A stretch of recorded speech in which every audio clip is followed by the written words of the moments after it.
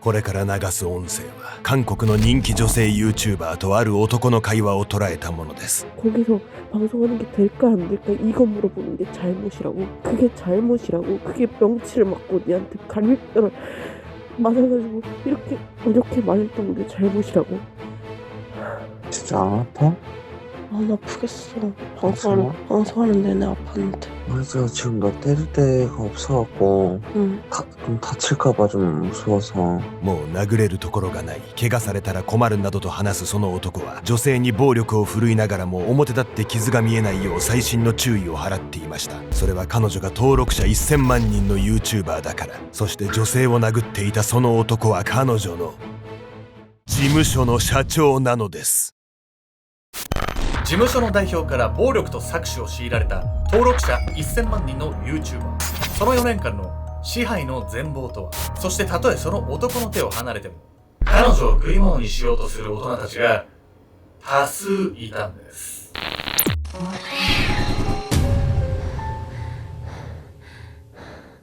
おさすけちゃんです。やみこです。ではやみこさん、僕ね、つい先日映画館でマイケル見てきたんです。おー、見たい、私も。マイケル・ジャクソンの生い立ちとか、過去何度もそういう映画ってあるんですけど、ちゃんと映画館で見させていただいて、ジャクソン5ってね、子供の頃からね、お父さんに育てられた時代から大人になってね、いろんな苦悩とか、家族との関係とか、そういうのを乗り越えて、世界的大スターになっていく。簡単に言うとこういうあらすじなんですけど、知ってることも多いんですけど、こういう家族関係でこんなことで悩んでたんだっていうのも知れるんで、なんとなくマイケル・ジャクソンの名前聞いたことある。曲も聞いたことある。みたいな人多いと思うんですよ。僕もそんな感じ。別にめっちゃファンなわけじゃない。でも楽しかったんで、マイケル・ジャクソンもっと好きになったというか、なんとなく有名でなんとなく聞いたことある人から像が浮かぶというか、そこまで深掘りできるいい映画だったんで、ぜひね、皆さん映画館で今のうちね、見ていただければと思います。今回は韓国で起きた人気 YouTuber の搾取事件をご紹介します。被害者は登録者1000万人の大食い YouTuber だったんですが、なんと4年にもわたって事務所の代表から暴行と搾取をされ続けたんです。登録者数が1000万人でしょ、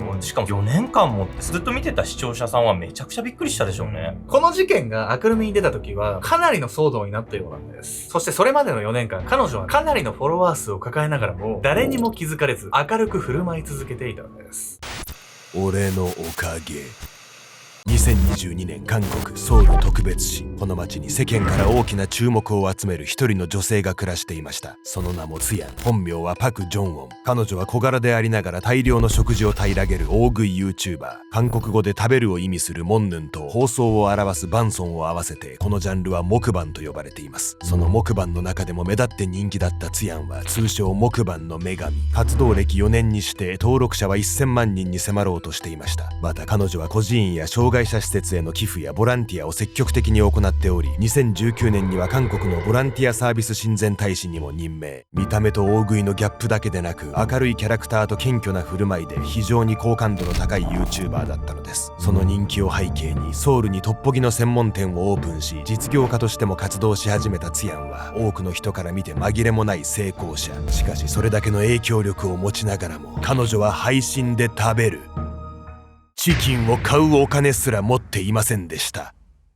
配信上では大量の食事を幸せそうに頬張る姿で知られていたツヤン。しかしひとたび配信が終わればその表情は暗く沈みます。誰のおかげで配信できてるか分かってるよな。彼女にそう投げかけた男はツヤンの所属事務所ムーンラビットの代表イ・ドンヒョン。ツヤンの収益はほとんどが事務所の取り分となる7対3の契約。実際には約束していた3割すらツヤンの手元には入っていなかったといいます。それどころか彼女は自分が配信でどれだけの収益を上げているのかさえ知らないのです。そう、ツヤンの銀行口座や身分証、印鑑、SNS のアカウントなどは全てその男によって管理されていました。彼女が自らの意思でオープンしたように見えていたトッポギ専門店も実際はさらなる搾取のために代表が開かせたものなのです。おいクソ女、誰のおかげで配信できてると思う？お前の稼いだ金は全て俺のものなんだよ。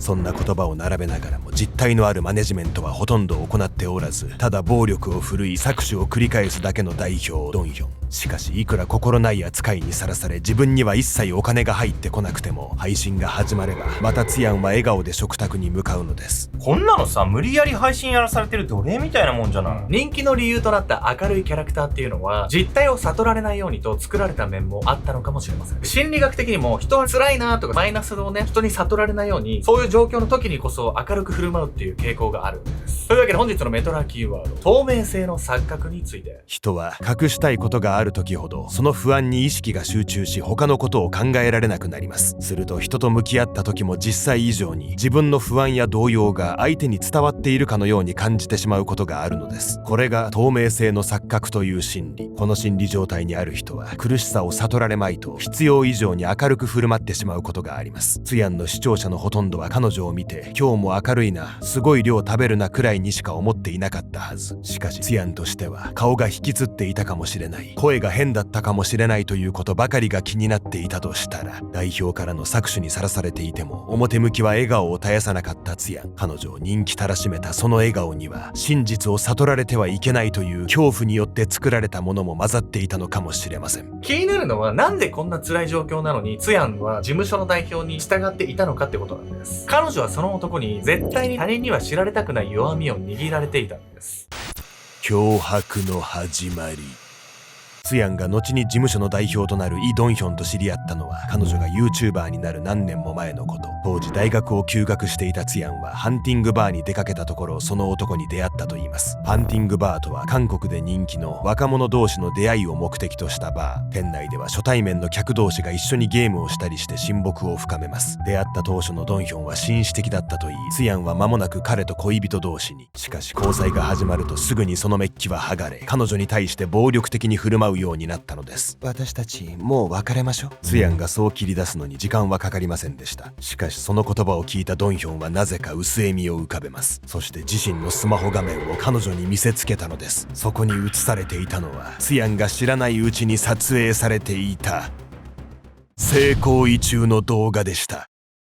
もし本当に別れるつもりならこれをお前の家族や学校にばらまいて人生終わらせてやるよ。その一言でツヤンは彼氏のドンヒョンから逃げ出せなくなってしまいます。そして彼女はその弱みにつけ込まれ強制労働と搾取の日々に身を落としていくのです。最初から都合のいい女として扱うために近づいてきた感じするわよ。利用しようと思ってなきゃ隠し撮りなんてしないですからね。ツヤンの弱みを握った彼氏のドンヒョンは自身が関わっていたホステスバー、要するにキャバクラのようなお店で彼女を働かせました。来る日も男性客の接待をさせ、賃金は全て自分が奪ったのです。韓国では夜の仕事に対する偏見が強く、そうしたお店で働いているだけでも社会的に恥とされる風潮があります。それにもかかわらずドンヒョンはより稼ぎのいい仕事をさせようとツヤンを風俗店で働かせようとしたことすらありました。そして夜の仕事に耐えられなくなった彼女は大学時代に知人から言われたこんな言葉を思い出すのです。それだけ食べられるなら大食い配信すれば食費くらいは稼げるよ。その言葉を思い出したツヤンは彼氏のドンヒョンに対し配信でお金を稼ぐからホステスバーを辞めさせてほしいと頼むのです。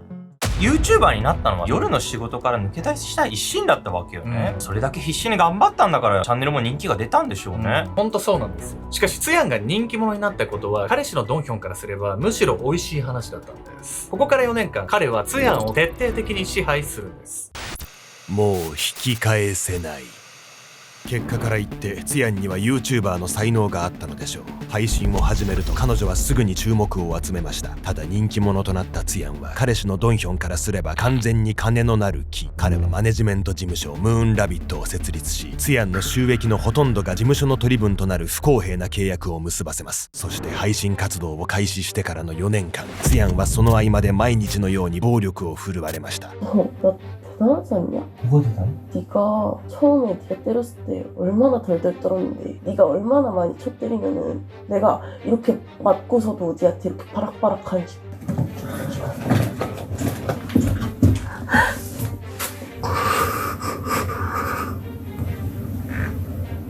ドンヒョンは椅子や鈍器のようなものまで持ち出し、繰り返しツヤンを殴ったり首を絞めたりしたといいます。配信に支障が出ないよう顔はあえて殴らないようにしていました。腕のあざや包帯が配信上に映ることはありましたが、ツヤンはいつもこう言ってごまかします。私ドジなところがあってあちこちぶつけちゃうんだよね。性行為の強要も続き、妊娠させてやると脅しながら行為に及ぶ生々しい音声も。実際ツヤンは一度望まない妊娠をしており、中絶を余儀なくされたこともありました。その際はスキャンダルがが広まらないようドンヒョンの姉の名義を借りて不法に手術を受けさせられたとも。2020年には企業から裏で報酬を受け取りながらあたかも日常的に製品を使っているように宣伝するステルスマーケティングで炎上。これも全て代表のドンヒョンから指示されたものでした。そして騒動になるとすぐにステルスマーケティングを告発した YouTuber の元へドンヒョンから電話が入ったといいます。彼は言いました。今すぐ訂正しなければツヤンを殺して俺も死ぬ。そう脅された YouTuber はやむを得ずツヤンと2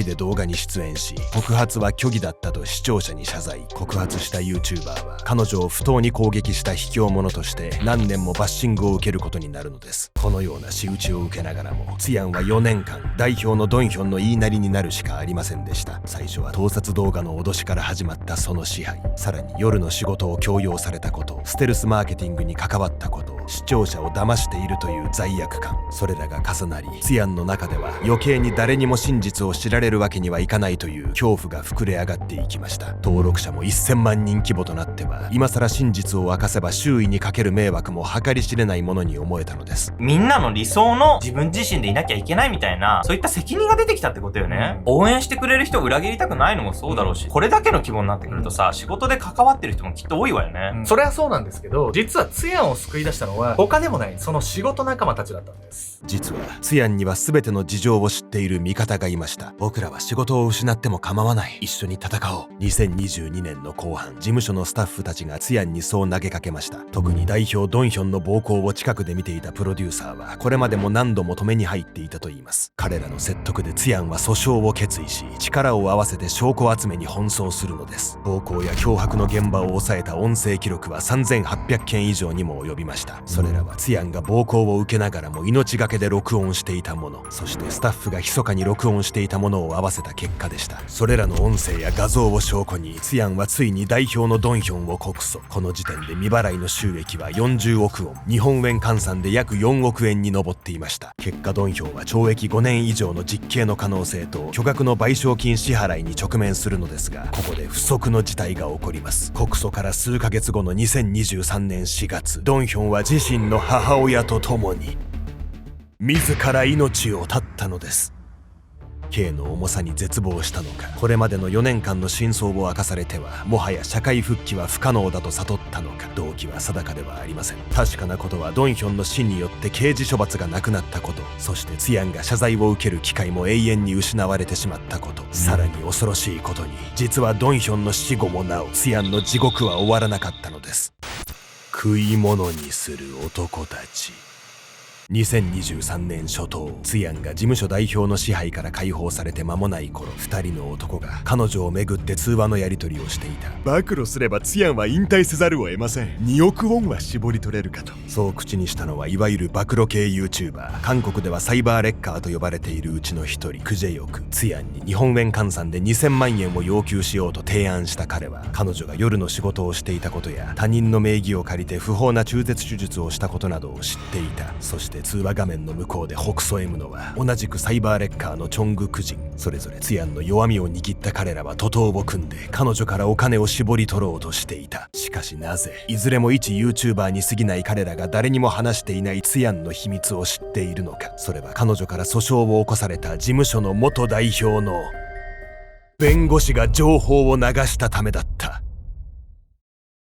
弁護士が暴露系 YouTuber に情報を流したってさ、守秘義務があるんじゃないの？大丈夫なのそれ？本人は脱税を報告するだけのつもりで恐喝に利用されるとは思ってもなかったと話してるんです。そうだとしてもね、さすがに許される行為じゃないですよね。ドンヒョンの弁護を担当したチェ・ウソク弁護士から情報を得ていた YouTuber はクジェヨク、チョングクジン、カラキュラの3人。その中でもカラキュラは暴露動画を出して収益化停止を狙うより直接金を要求する方がいいと残りの2人に提案しました。彼はツヤンのことを金の卵を産むガチョウなどと表現していたとも。そこから動画にされたくなければ金を払えとツヤンを脅迫したクジェヨクらは日本円換算で580万円ほどを受け取ったとされています。さらにチェ弁護士は YouTuber たちに情報を流す傍ら自身もツヤンを脅迫。彼女は暴露を恐れるあまり彼にも数百万円を支払っていました。そう、ツヤンとしてはいくらお金を払ってでも世間に秘密を知られることだけは絶対に避けなければなりませんでした。元代表の支配を断ち切った後となっても彼女の過去は1000万人のフォロワーに伝えるにはあまりにも重すぎぎたのでしょう。ところがこの後、ツヤンとしては不本意な形で彼女の秘密が世間に暴露されてしまいます。2024年7月10日、YouTuber のカロセロ研究所が界隈で秘密裏に出回っていたサイバーレッカーたちによる脅迫疑惑の録音を公開したのです。その行為には一人の女性を食い物にしようとしたサイバーレッカーたちを断罪する意図もありました。一方でカロセロ研究所代表のキム・セイはツヤン本人のことも嘘つきと非難。ホステスバーで働いていたことや不法に中絶手術を受けたことなど、彼女が絶対に知られたくなかったことを世に広めたのです。カロセロ研究所が行ったこの配信の翌日、ツヤンは自身のチャンネルで全てお話ししますと銘打ったライブ配信を実施。震えながらカメラの前に立ち、元代表からの支配、そしてサイバーレッカーによる二次被害についての全てを告白したのです。秘密を明かせばこれまで応援してくれた1000万人のフォロワーを裏切ることになる。ツヤンはその罪悪感に押しつぶされそうになっていたはずです。ただその配信を見た視聴者の反応は予想とは違っていました。本当に辛かったと思う。よく耐えたね。ツヤンは何も悪くない。俺はこれまで通り応援するよ。配信直後から寄せられたのはツヤンへの支持を示す数万件のメッセージ。ツヤンの弱みを利用して搾取した男たちと、女性として恥とされる行為を強要されてきた彼女のどちらが悪いのかは視聴者にとっては一目瞭然だったのです。その後、ツヤンを恐喝したサイバーレッカーたちは逮捕され、 YouTube チャンネルも収益化停止に。2025年2月20日、ツヤンを脅迫恐喝したクジェヨクに懲役3年、恐喝の共謀や助言をした残り2人については懲役1年執行猶予3年の判決が言い渡されました。チェ弁護士は恐喝や恐喝幇助の疑いで起訴され、一審では懲役2年の判決となりましたが、後の控訴審で執行猶予付きに減刑されています。またサイバーレッカーを断罪する意図でツヤンの過去を暴露したカロセロ研究所のキム・セイについてもツヤンは名誉毀損で告訴。裁判所は今後、彼が動画でツヤンについて言及することがあれば1回につき1000万ウォン、約100万円の罰金を彼女に支払うよう命じました。なお彼の名誉毀損に関する捜査は現在も継続中だといいます。元彼のドンヒョンに4年もの間支配され、暴力と搾取にさらされたツヤン。そして仲間の力を得てようやくその支配を抜け出せたかと思えば、待っていたのは同業者からの脅迫でした。誰かの苦しみに触れた時、私たちは本来どう向き合うべきなのでしょうか。お金や注目が目の前にちらついた瞬間、人はその答えを簡単に見失ってしまうのかもしれません。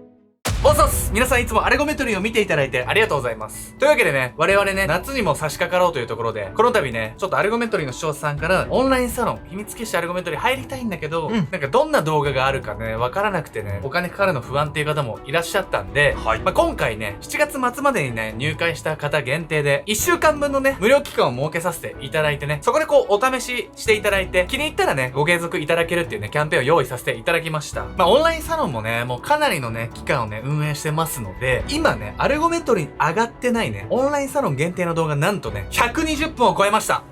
というわけでね、オンラインサロン限定なんで、ちょっと過激な動画だったりね、YouTube に上げられないようなものばかりなんですけど、そちらもね、興味ある方はね、ぜひこのキャンペーンをね、利用して、秘密結社アルゴメトリーに入会してみていただければと思います。改めてね、7月末まで入会の方限定なので、ちょっとね、迷ってる方とかはね、試しにね、入ってみてもいいんじゃないでしょうか。というわけで、引き続きね、アルゴメトリー、そして秘密結社アルゴメトリーをよろしくお願いします。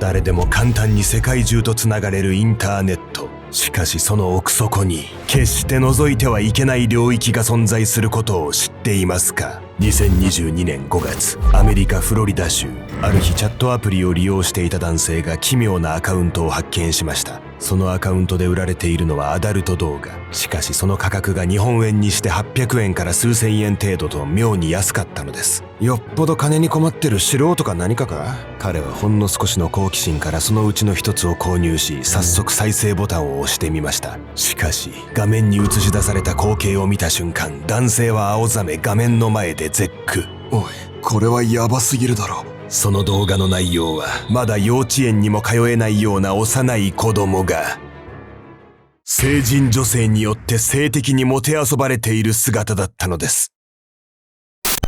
ネットの片隅で密かに売りさばかれていた児童の性的虐待動画。数々のコンテンツは誰の手で作られ、そこまで安値で売られていたのか。おぞましい市場でうごめいていたのか。欲によって倫理観を失った大人たちだったんです。